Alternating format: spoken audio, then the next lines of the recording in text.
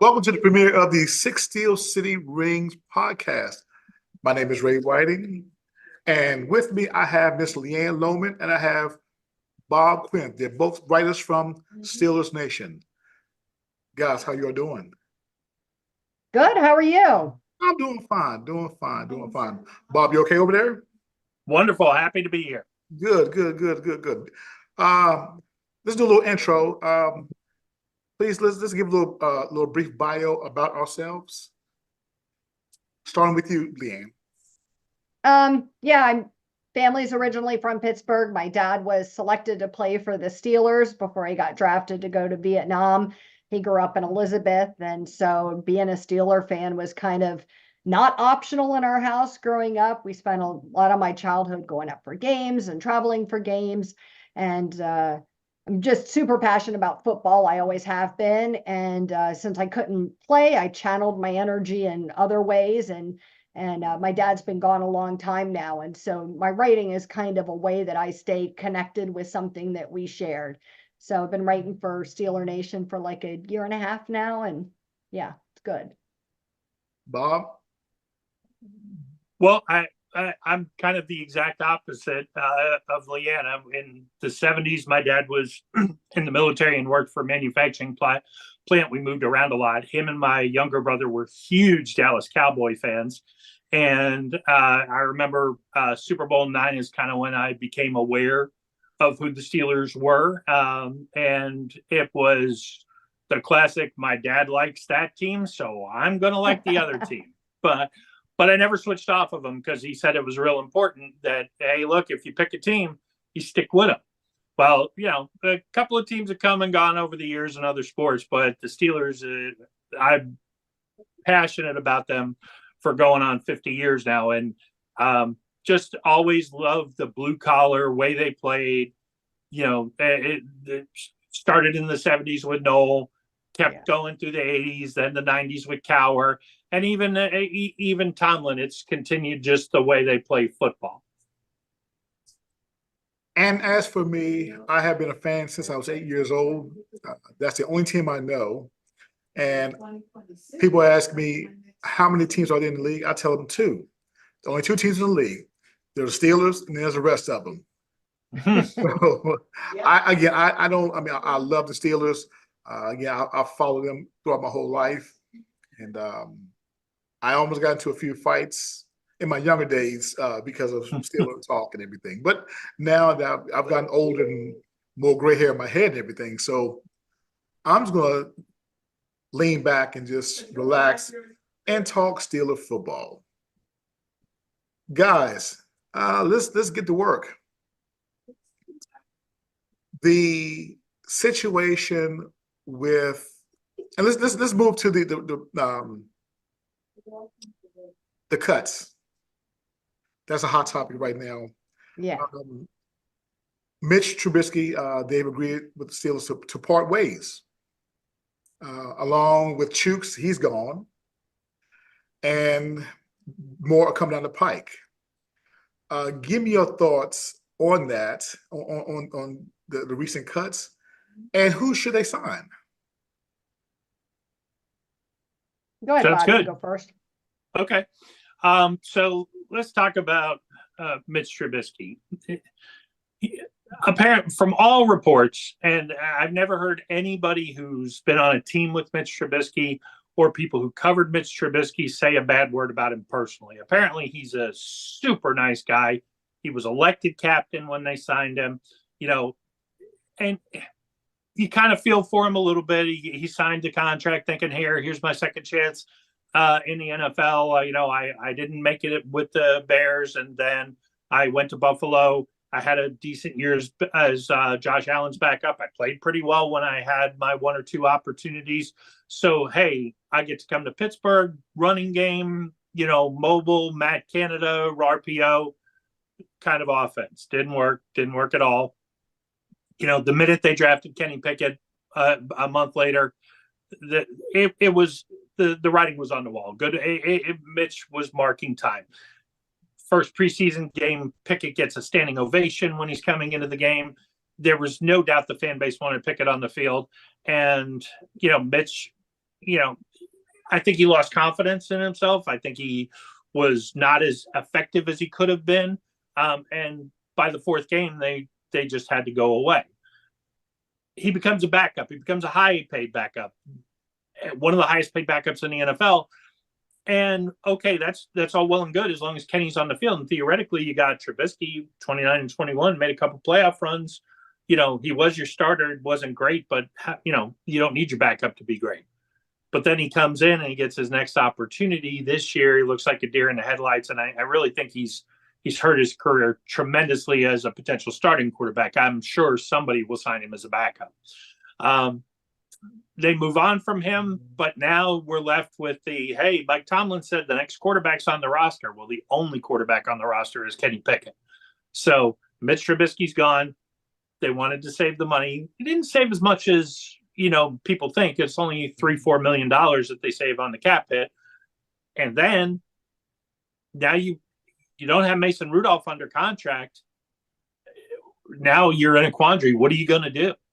But it had to be done. Mitch was, if he had taken the field again, at, let's say Acrisure Stadium, for whatever reason, injury, something, I think they would have booed him out of the stadium. So he lost any goodwill he had with Steeler fans that he may have with the coaching staff. I don't necessarily think they wanted to move on from Mitch as a coaching staff. I just think they knew that they had to. There was no other option. Yeah. It's $7 million a win. I heard somebody say that yesterday, and I hadn't thought of it in those terms before, but I'm like, holy cow, $7 million a win. He had 2 wins in the 2 years that he was in Pittsburgh, as a starter. And I mean, that's for the amount of time we expect him to have to come in for somebody like Kenny Pickett, who seems to be a little bit, I don't want to call him injury prone, but he's had some injuries the past 2 years. So you're going to need your backup. Mm-hmm. You need him to be able to game manage, and Mitch can't even game manage. Right. And that's a great point, Leanne. I mean, Pickett started 25 games. He's left 5 due to injury. 20% of his starts. It's a real concern. Yeah, it's a significant amount. Speaking of cuts, Percy Harvin also cut as well. Presley. Yeah, speaking of nice guys. Yes. Harvin, to me, I mean, when you came out of college, I thought, that was a sure bet pick right there. And ever since he's been in the league, it's been like the flip of a coin. Yeah. And so, and like I said, this season has been way below subpar. And for that guy, he's like I won't say this in a nice way. He's the black version of Janikowski. He's real big and bulky. No offense, okay? Well, yeah, I know. Well, I don't know that he's the black version of Janikowski, because I was Janikowski gonna is say. a Hall of Fame kicker. Right, not stat wise, certainly, maybe thick thighs. Yeah, that's it right there. Yeah. His frame. And so I'm thinking, he'll just boot the ball out of the stadium. And so he can't, sometimes it would be 20, 30-yard punts and give the opposing team good field position. No consistency. No. And so, they were looking at trying to kick the tires on this punter, Ariza. And so, of course, his Achilles is the that charge, that felony charge against him. And I'm assuming that those charges have been dropped, so he's a free man. But he's wearing a scarlet letter right now. So he'll be a nice good pickup in replace of Harvin.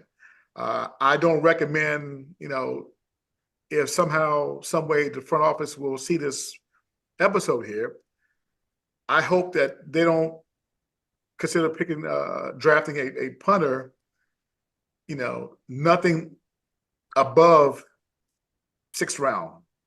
Yeah. 6th round and below. That's the only way to look at it. I guess unless you have a, the Ray Guy Punter Award, coming out of college, maybe, but still, that's a 6th and 7th round pick right there.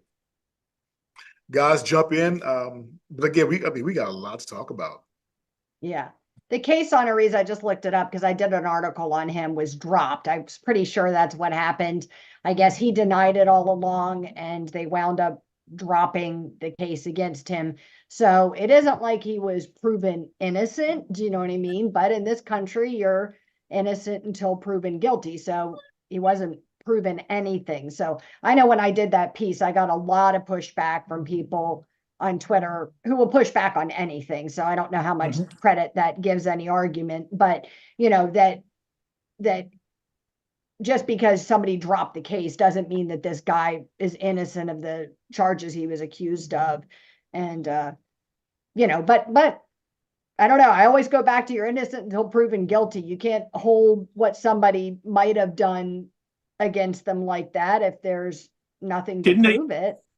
Didn't they drop it because they Yes. found out he was not even remotely near the situation? I could be confusing that with the Trevor Bauer case, but I want to say they proved that the incident could not have happened because he was nowhere near her physical location. Yeah, I don't when want to she say alleged that. I it. don't know. I don't know.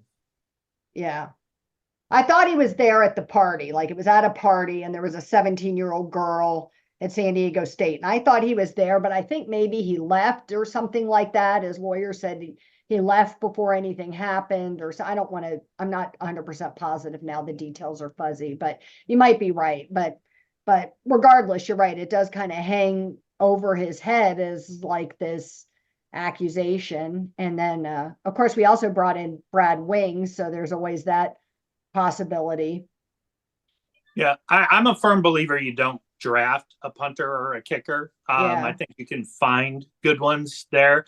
And I think the draft picks, you know, back in the days where there were 20 rounds, sure, you draft a punter or a kicker. But Right. now with only 7 rounds, I think it's kind of a waste as far as, especially as far as a punter. I could maybe see the case, you know, Janikowski in the first round is a huge exception. But I could Right. maybe see if you had like, you know, a leg like Young Hung Koo or somebody like that, where, okay, 5th, 6th, 7th round, we're going to take a shot. I want to say the Ravens drafted Justin Tucker in like the 4th or 5th round, but I may be misremembering that. If they did, though, that was obviously like the best 4th or 5th round pick ever. Yes. For Yes. them. Well, at least for the Ravens. Right.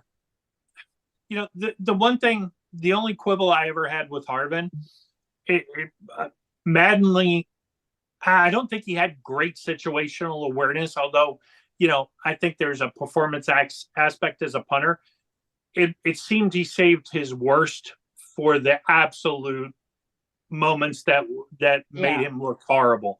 You know, flip field position kicking from the 20, he'd get off a 65, 70-yard bomb.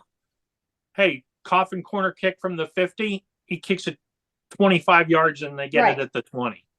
Yeah. His stats actually worked out in such a way that he just on paper, he doesn't seem like a bad punter. Do you know what I mean? But that doesn't show you like you said, the desperate moments where we need this kick and you totally whiff it, or, you know, you're just completely inconsistent. Yeah. He's forever doing that. And again, it just, and it bothers me to no end that he does that. I mean, at the most crucial times. Yes. You know? And then, unfortunately, some people they question Tomlin as to why'd you go for a 4th down, things like that. Well, because look at the punter. I mean, so you do what you got to do. You know, that's an interesting. Yeah, that's an interesting point. You think about it from midfield, how many times they punted, versus go for. They didn't go for it very much. With Harvin, you could have made a strong case if, you know, going for it around the 50 because, hey, what are we going to pick up, 20 yards? Right. Yeah. One other person that might be on the chopping block, and that's Pat P. And I feel like a fool to this day because I spoke highly of him when they signed him, and I was bragging on him, and you know, I follow him on Twitter, X. Yep. And you know, at the beginning of the season, he was running his mouth, and game 1 against against the 49ers, because he was covering Ayuk. And Ayuk just took his lunch money. And I tweeted, I said, don't run your mouth again because you're making yourself look Yeah. bad. Mm-hmm. And so, but when Minka went down late in the season due to injury and Pat Pete played safety, he played better at that position. Yeah. And so you're asking yourself, do you keep him, with a pay cut, get a hotel discount, or just cut bait? What do you think? I think you almost have to cut him at this point, and then you could re-sign him.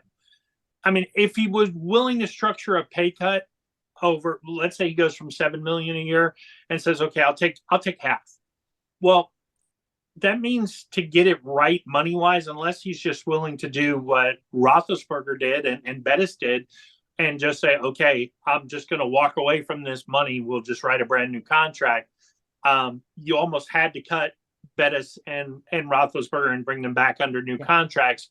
They figured out a way to do it. So, but they lengthened them out a little bit. Like when Bettis took his pay cut, he had a 2-year deal for the 15-1 season and for 2004 and 2005.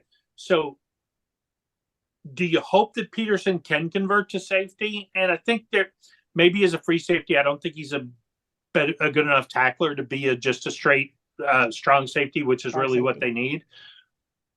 But then do you bank on him becoming a better safety and give him an extra year, even at a reduced rate? I mean, he's already 33 years old. He's a Hall of Fame cornerback.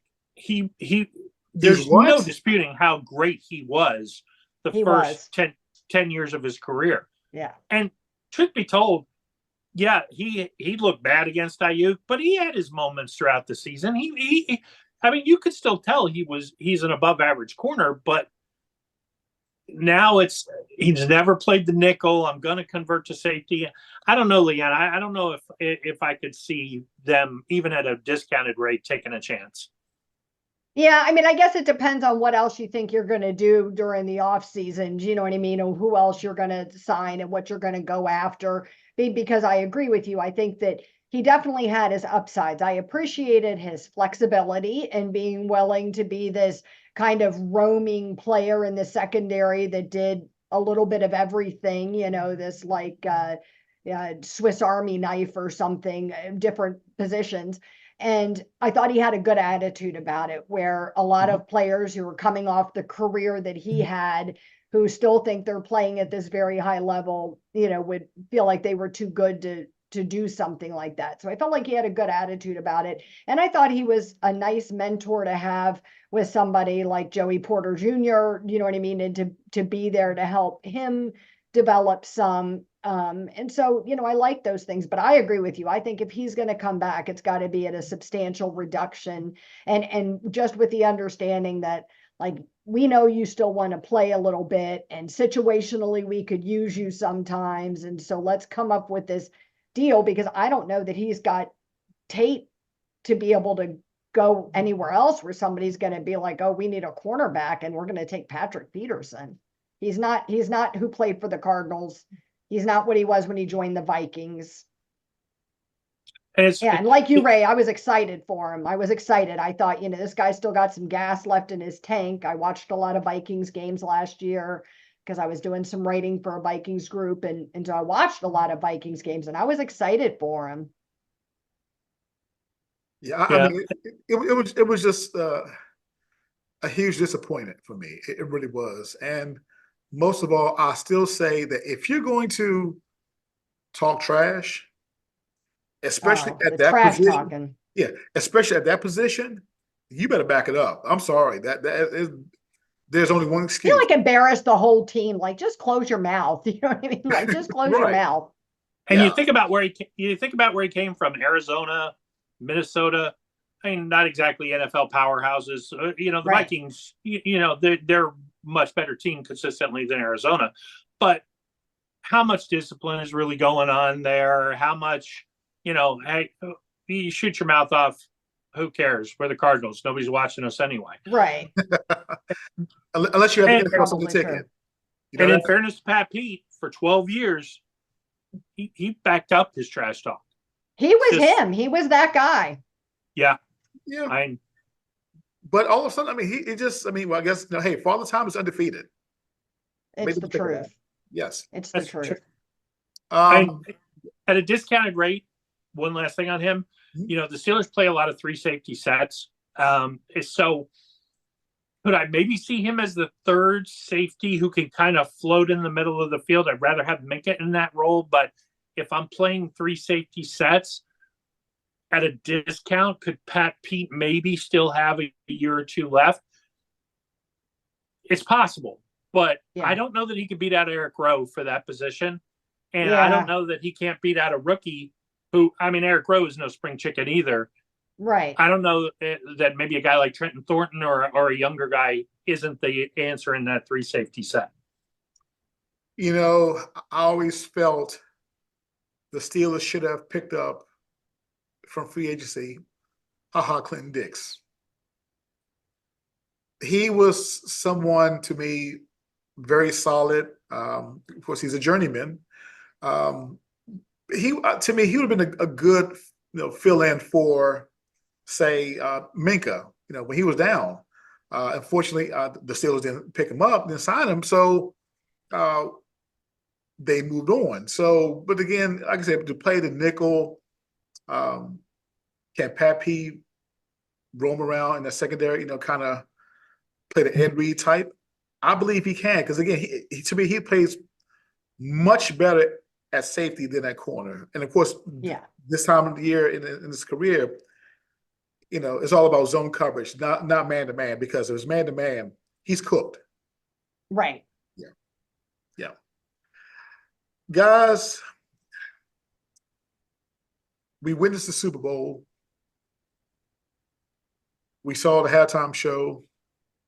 We saw the confetti drop. We saw, and I counted 15 times, Taylor Swift sightings. And we saw this one incident that kind of took place. Good old Travis Kelce just jumped in the face of Coach Andy Reid.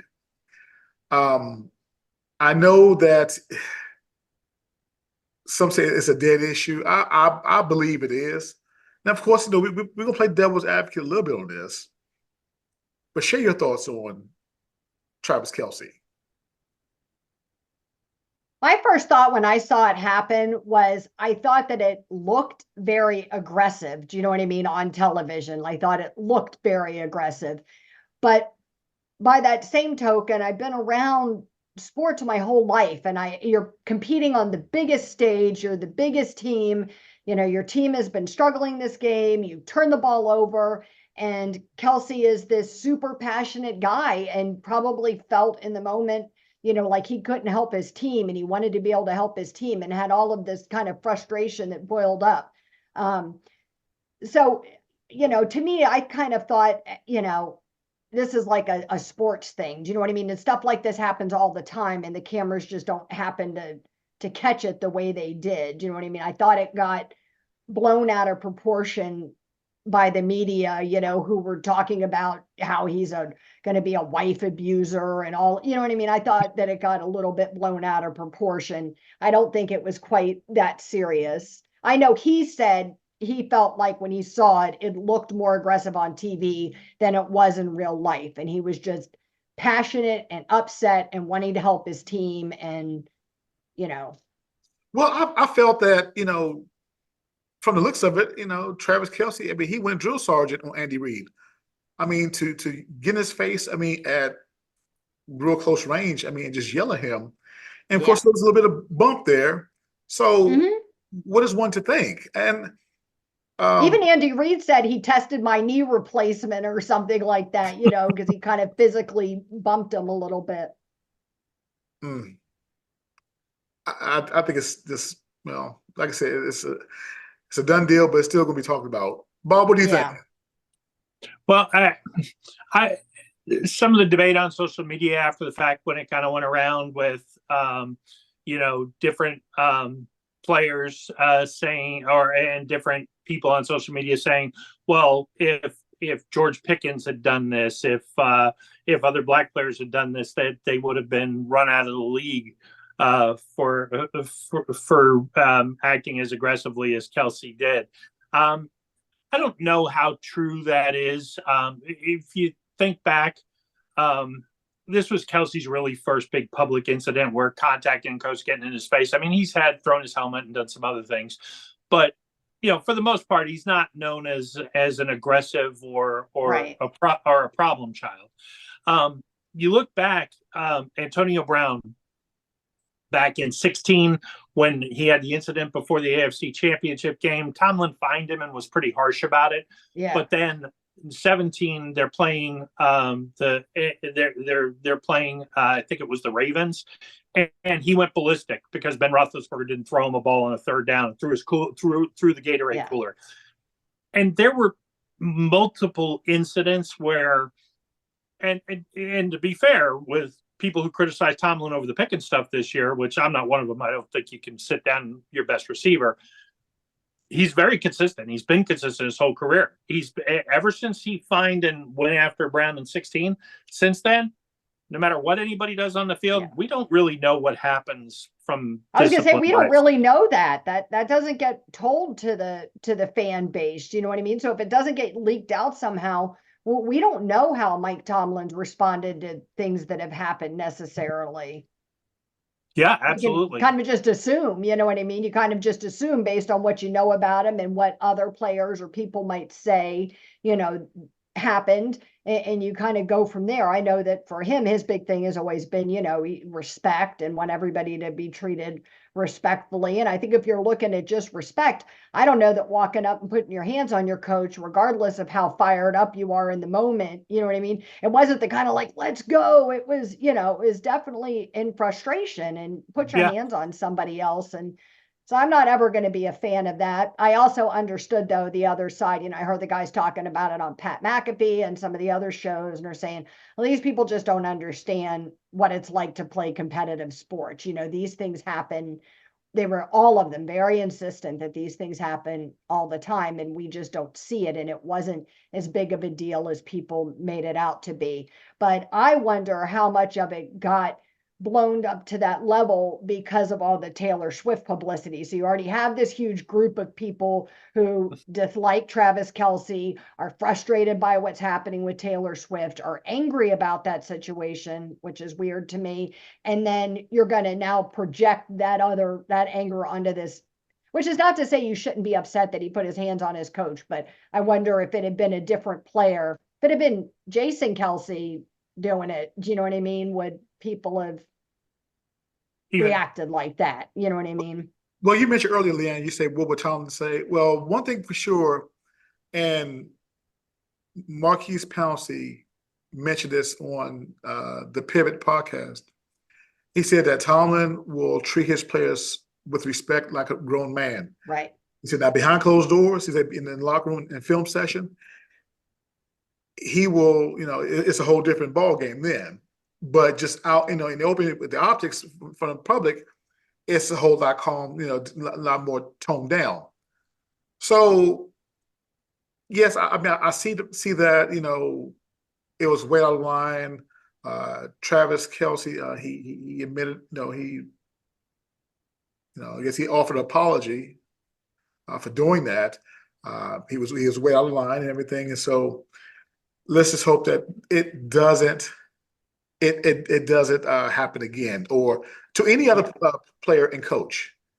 Yeah. Well, I think this comes into the kind of generational gap that's going on in football, especially in the Steeler fan base that I see on social media. Look, if I played football in the 70s and in grade school and in the 80s, and I understand that we played a certain way, we had a certain attitude. And we put up with things. I mean, the idea of a football coach getting in your face or literally kicking you in the butt when you did something wrong, it didn't equate to anything as beyond normal to us. And I think this generation of players, it's not that they're soft. It's that they came up in a totally different environment. They didn't have coaches in their face. When I was coaching youth football in the early 2000s, I mean, you didn't grab a guy by the face mask because likely you were going to get sued or fired if you did.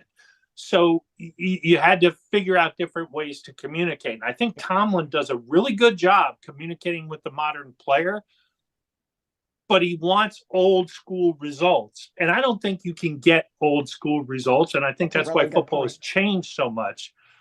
You know, do we love that Kelsey bumped into his coach? You know what would have happened if a player had bumped into Buddy Ryan, Bill Cowher like that? You know, it would have been a heck of a lot more than laughing it off. You know, or look at Bill Belichick in the Super Bowl a couple years ago. Belichick, he benched Malcolm Butler. Is that right? I don't know. And I don't know that. And even if it was right, I don't think we can act like it's 20 years ago or 10 years ago. I just don't. You know, when you mentioned, I think every coach has to run their team like in the way that works for them. If you're a leader, you have to be authentic to your leadership style. Do you know what I mean? So Tomlin is very much this leader that reaches his players on this personal level. You know, he connects with everybody about their family and their lives, and that really attracts the players. And he gives a lot of respect, so they give a lot of respect back. And, you know, but I don't think that should be misconstrued by the public is that he's soft just because we don't see the disciplinary actions he takes. You know what I mean? And I always tell people this, that if you got in trouble at work for something you did, would your boss go out on social media and be like, oh, Bob was late 6 times this month? Do you know what I mean? I'm docking his paycheck $20,000 or what, you know what I mean? Like it's ridiculous. Right. We don't do that in any other profession. So you're not going to, it just doesn't, to me, it's not how you make relationships with people. It's not how you build trust and respect with people. And so I've always been supportive of the fact that Tomlin's a little bit tight-lipped. I prefer that to the coaches that run their mouths. To add to that, and I just thought of something just now as far as this right here. Guys, when it comes to player conduct policy in the league, typically, you know, the league steps in, Roger Goodell will say something and hand out a fine. I'm just kind of curious, how come the league hasn't said anything about it? I haven't heard anything. I haven't either. I'm just a guess. I have a feeling that the faster this goes away for the NFL, the happier they'll be. They're hoping for the next story. Yeah. And Leanne brought up a good point earlier about it could be a trigger that he's going to abuse Taylor Swift, which is utterly ridiculous. I mean, just because he gets emotional in a football game doesn't mean, that's really unfair to him. And that's really unfair to Taylor Swift. Like, she would enter into a relationship. Right. Like, she's so dumb that she wouldn't know. I mean, come on. Right. Yeah, you're right. It is. It's insulting. Yes. Yes, indeed. Guys, we're going to talk the quarterback situation. Let's talk about that. And yes. There's a lot to talk about. There's a lot to talk. That's why I saved it for last. You know, there are talks about trading for Justin Fields. And of course, Thomas said, you know, there will be competition at the quarterback position. It sounds like Kenny Pickett will have to earn his position this coming season. There's a lot to look at. What are your thoughts on Justin Fields? Should the Steelers give up a first-round pick? What do you think? Well, I don't think more than like a second-round pick. Yeah, would be really my limit, and I think that's pushing it a little bit. Do you know what I mean? My concern is that all we're doing is jumping from the frying pan to the fire. We've, you know, with another quarterback that has not proven himself in the NFL, and you can say that he had all of these terrible things happening and, you know, 3 offensive coordinators and didn't have weapons, and all of those things can be true, but I don't think that we saw enough from him, even with what he had, you know, to feel comfortable that he is so much better than Kenny Pickett. You know what I mean? So we're going to give things up to take on somebody who may not be any better than Kenny Pickett. But I shared with you guys earlier that my mind was changed a little bit when I heard how much Louis Riddick liked him. I was really surprised by that. He's been Kenny Pickett's, he's from Pitt, his #1 fan the whole time. He's like, that's my guy. And all of a sudden he's like, I might have to change my guy if we really had the opportunity to get Fields. And that made me kind of reconsider a little bit. Is there something I'm missing? Is that bit of running he does that's better than Kenny, that much better that you're willing to risk all of that? Because he's not an effective passer. He kind of throws these wobbly balls, and to me, I don't know that you're getting that much better in your passing game. So is it worth it for the running? Well, and that's a great question, because I heard Palazzolo, Steve Palazzolo from Pro Football Focus, talk about this. And initially he was talking to Andrew Filipponi on the PM show with Pony and Muller, and he was down on Fields, and within the same conversation started, as he talked it through, with the idea of Cousins coming off the Achilles. Do I keep Kenny Pickett? Do I sign Mason Rudolph to a $6 million a year if he'll sign that contract? Yeah. Do I bring in Tannehill for 1 year? And then all of a sudden he's changed his mind and start thinking, well, all of a sudden a second and a fifth, which is the Pro Football Focus floated that as a trade a few days ago. All of a sudden that doesn't sound too bad, because what you're getting is an elite runner, and he is an elite runner. There's not much difference between Pickett and him as in the passing game, as far as I'm concerned. Can he develop that passing game, do you think? Is that something that's developable? That's not a word. Well, I think in Arthur Smith's offense, because it's that boot action, Kenny on the boot action, I think, would be more apt to throw the ball and use a Pickens, a Freiermuth, a Deontay Johnson, or whoever they bring in. Whereas what I'm worried about with Fields is on the boot action. Hey, Pickens is open and I can maybe get it to him. Freiermuth's kind of open. I could maybe get it to him, but you know what? I can run for 10 yards. I'm going to run for 10 yards. Yeah. Which is kind of, go ahead, Ray. No. Well, that's what I'm saying, because he's a running quarterback. He is, to me, I believe he's apt to run before making that big throw in my book. And to the detriment, do you think to the detriment of the game? I know it's a detriment. Well, if you look at the game nowadays, and this was kind of Palazzolo's point, and it's been other people's points who've made this. Kenny Pickett doesn't have an elite trait. He doesn't turn the ball over. He's great at fourth quarter comebacks. He's an okay thrower of the football, but there's nothing elite. There's nothing. It's all a step down, which is why he was the first quarterback picked in a bad quarterback draft. Fields has an elite trait. He is an elite runner. So then the question becomes, do you for 2 years take the chance that he will develop a little more as a passer in Arthur Smith's offense, where he's not reading the whole field like he was in an Andy Reid offense with Eberflus in Chicago? If I've only got to go high-low, tight end, receiver, and then or take off, does that make him a more effective player? Now, interestingly enough, as Louis Riddick, who was a Pickett supporter, who now thinks that, hey, Fields is a good option, Aditi Kinkawabla yesterday came out and said the Steelers would be crazy to give up on Kenny Pickett for Justin Fields. Said he's not an elite quarterback. He's not a slam dunk Hall of Famer. So why would you take somebody else's problem? There's a reasonable point to be made. There's also an argument to be made that I worry too about, like, the damage that's been done with somebody. Do you know what I mean? And Kenny Pickett, whether it's Matt Canada's fault or Kenny Pickett's fault or the offensive line's fault or whoever's fault it is, he's developed this, bad habit of, coming out of the pocket and makes the offensive line look bad. I heard Ramon Foster and Kovacevic say that they feel that he almost kind of sets them up for failure. Do you know what I mean? They can't protect him.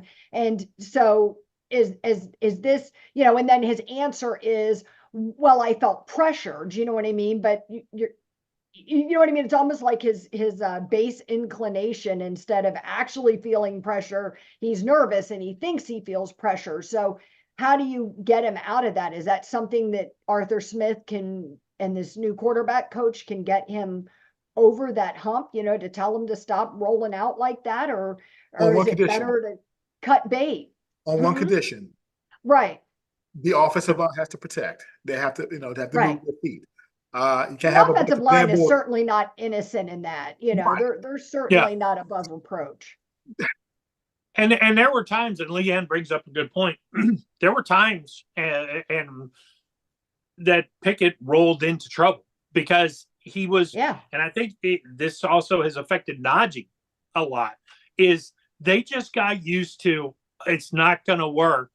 So Yeah. I'm going to try to make something up on the fly. I'm going to improvise, which is not Kenny Pickett's strong suit. It's not Najee's either.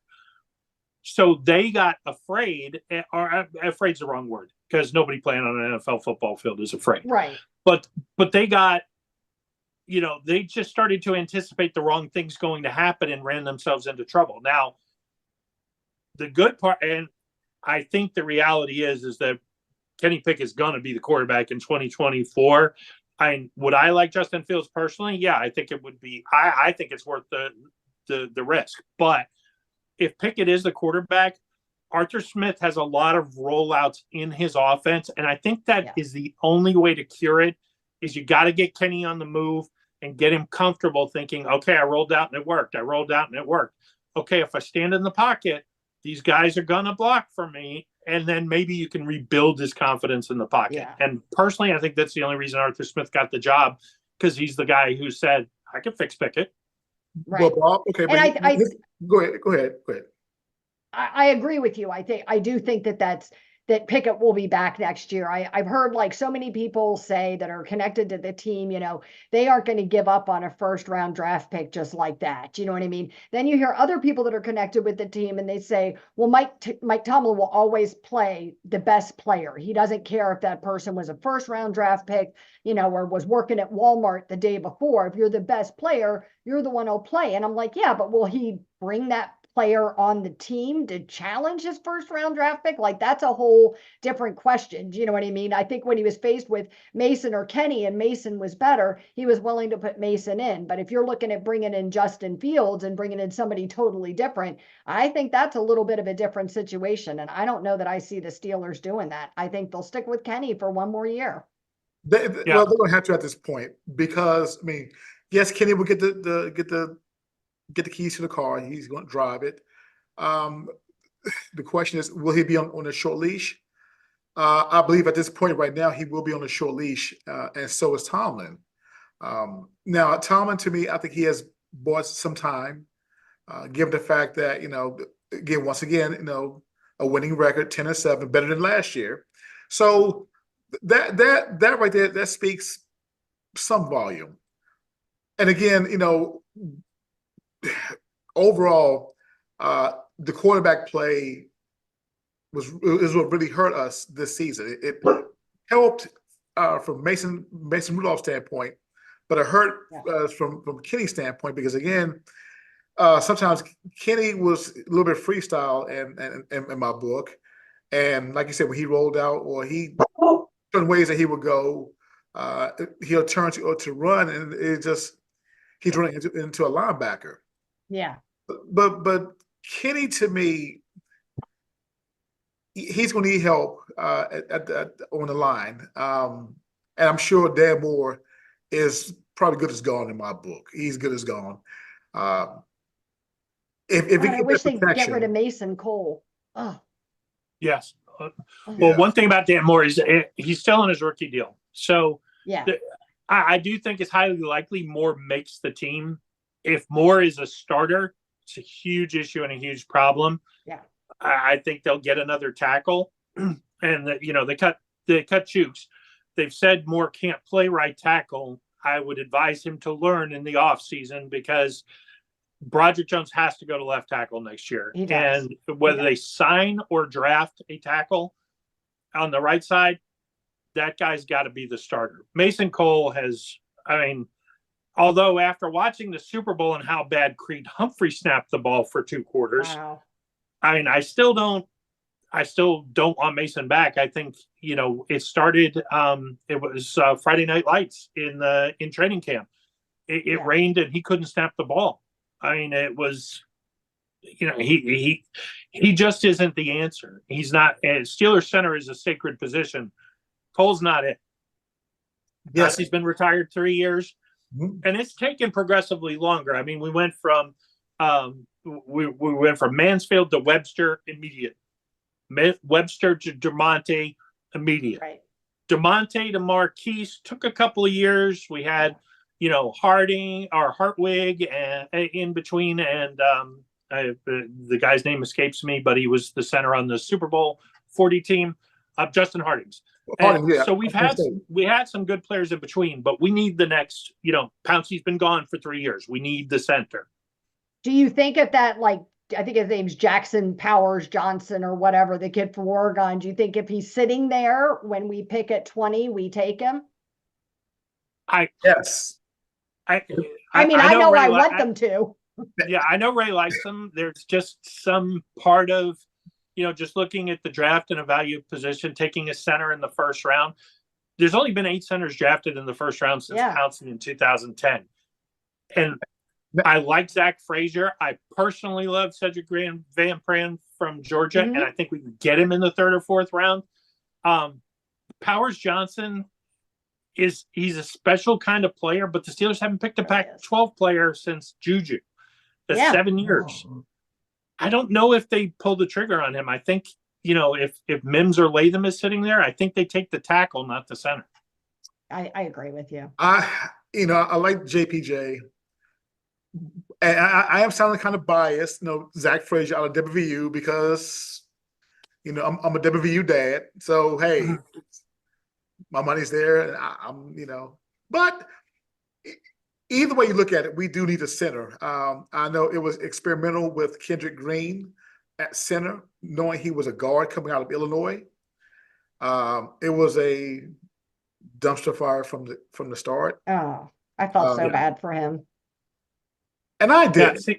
I didn't feel bad for him at all. I did feel bad for him because I felt like he was put into a position that clearly was not the one he's meant to play. Do you know what I mean? And he got forced into that as a rookie. What are you supposed to say? You can't say no, you know. Then you've got the whole fan base sending you death threats and hate mail, and you know. And see, and that should stop right there, you know. But he had 1 year. The rookie year, okay, I understand that, but that rookie year, that's a live and learn. Yes. A baptism by fire. So now you're in year 2. You should be experienced at that position. You're a professional now, and you just didn't get it. I don't think the Steelers ever. Go ahead, Leanne. No, go ahead. I don't think the Steelers ever had any intention of him taking another snap at center. Ever, because at the end of his rookie year, they benched him and they brought in Cole in the offseason.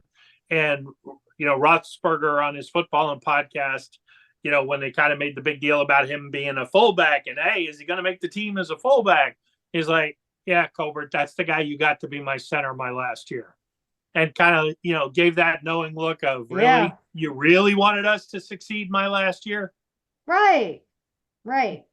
Yeah, and I know center is a really tricky position. I know it's hard. It's so critical. You know, I think it gets underappreciated by fans because you don't hear the center's name all the time unless they're screwing up. I mean, I told somebody the fact that we all know who Mason Cole is a really bad sign. Like, you know him, that, you know, you hear his name all the time is a bad sign. So I do think they have to do something. And Jerry Dulac said, I think it was in his chat yesterday or the day before, that, you know, he thinks the Steelers like him, but like him as more of a backup. But then he also went on to say that he's not sure that they move on from him in 2024, that maybe they look to draft somebody in a late round and have that player develop, which means Cole is back playing again, which is disheartening. One of the reasons I love Van Pran, because I think he fits I've seen him in multiple mocks go in the fourth round, which I think is going to change dramatically at the combine. I think he'll move up into the second or third round where he belongs. I like the idea of getting the guy in the third and fourth, and or getting a Zach Frazier in the second.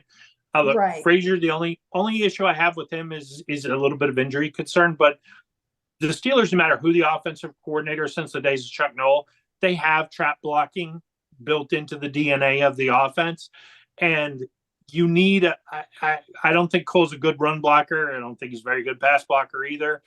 Brian Baldinger has been on him for 2 years since the Steelers signed him, and has been asking that they move James Daniels to center because he's convinced James Daniels is a better center than he is a guard, which could be an interesting move because now you're not addressing center in the draft, but you're passing on Tyler Linderbaum, passing on Creed Humphrey. Can the Steelers really pass over another guy who turns into a franchise center? I think there's 3 in the draft, and I think they have to take one. They have to take one of them. Yes, indeed. Yes. Guys. You can't ask all of this of your quarterbacks, whether it's Fields or Pickett or Rudolph or who have Tannehill or whoever it is. You can't ask all of this from them and expect them to succeed when you're putting them with Mason Cole. Yeah, I agree. And field a bad snap, and I don't block my guy. So good luck. Yeah. Yep. See ya. All right. Any final words for the episode? For this episode here? Any final words? No, happy to kick it off, and excited to see where we go with you, Ray, and Leanne, and Absolutely. see if see as the offseason rolls on what Omar Khan and the Steelers and Colbert and Tomlin are all going to do. Or I'm sorry, Rooney and Tomlin.